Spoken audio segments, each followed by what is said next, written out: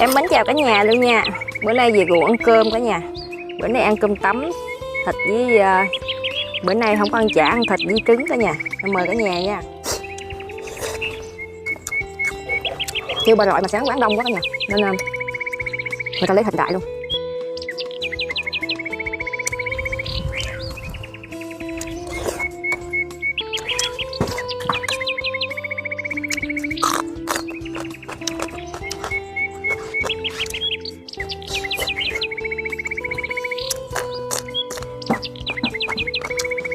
Ta cho thêm 1 gram nữa.